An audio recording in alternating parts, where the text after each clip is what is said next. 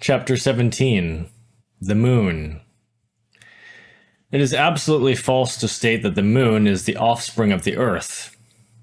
The Greek legend of Selene, the moon, is very suggestive and goes beyond purely geological explanations.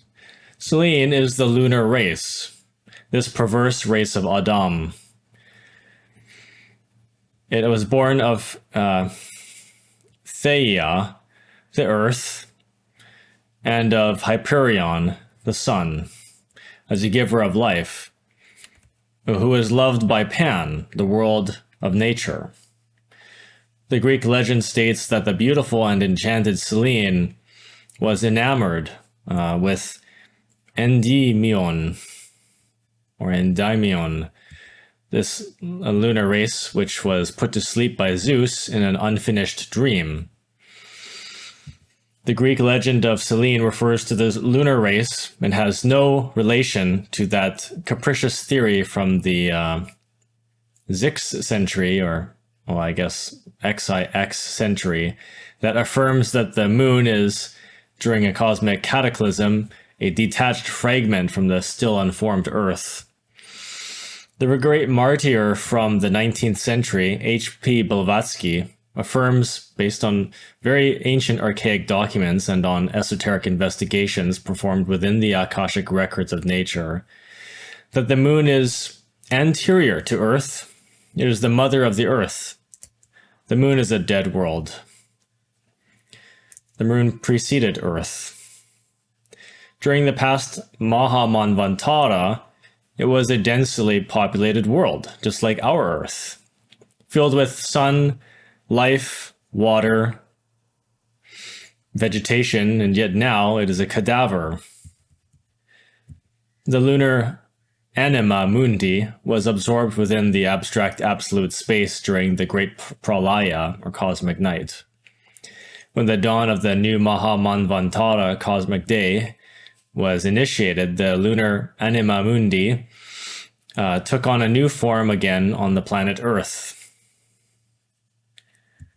When this subject matter related with the lunar and terrestrial events is seen from our cosmic angle, then we can affirm that H.P.B. was not mistaken when she stated that the moon is the mother of the Earth, the antecessor of our globe. The moon is where our parents, or Pitris, came from. Now, in relation to our satellite, the Earth has a responsibility that appears to be unique within the solar system. Our afflicted planet seems to hold 10 times more weight than the Sun. The total mass formed by all of the planets of our solar system is just the 800th part of the mass of the Sun. However, the lunar mass is nothing more than the 80th part of the Earth. Nonetheless, the lunar mass in itself is not the only thing that affects and afflicts our planet. The space distance from the Earth to the moon that the Earth utilizes in order to hold its moon also afflicts our planet. Only the Ancient of Days, the old Saturn with its resplendent rings, holds a big moon at such a distance, and that moon is comparative to a feather. If we compare the Earth with a clock, then we would say that the moon is its pendulum. And if we compare it with a ship, then we would say that the moon is its ballast.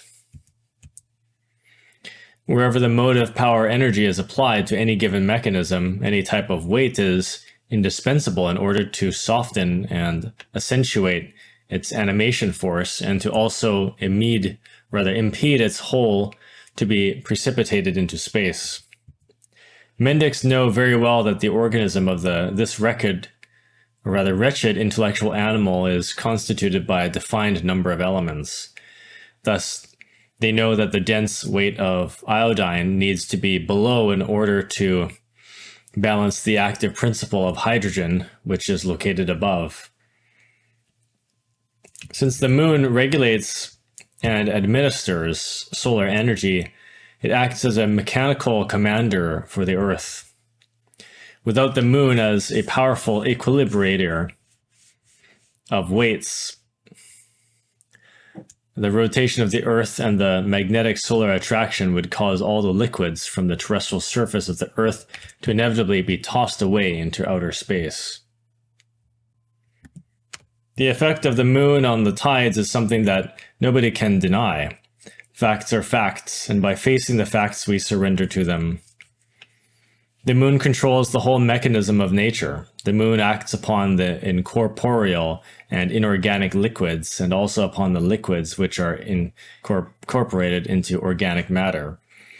The moon controls the growth of plants. It exercises influence upon the sexual fluids. The moon regulates the menstrual flux of women.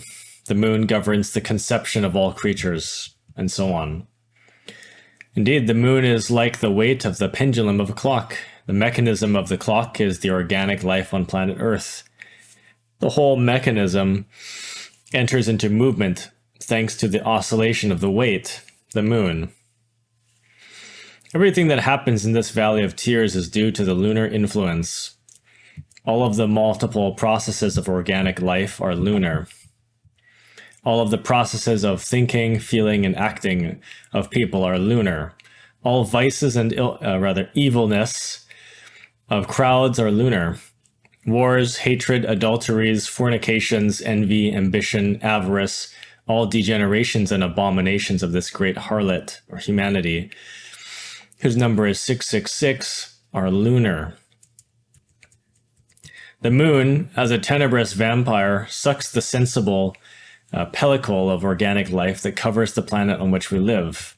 The wretched intellectual biped, mistakenly called the human being, fatally carries the moon within himself and herself. He carries it into his ego and into her protoplasmic lunar bodies. The entire mechanization of the Earth is governed by the moon, and disgracefully, the rational animal is nothing more than a machine.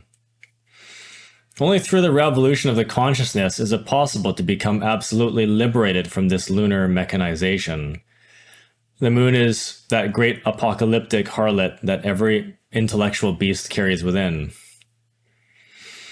This perverse race of Adam is 100% lunar, or more specifically 97 to 98% lunar, ego.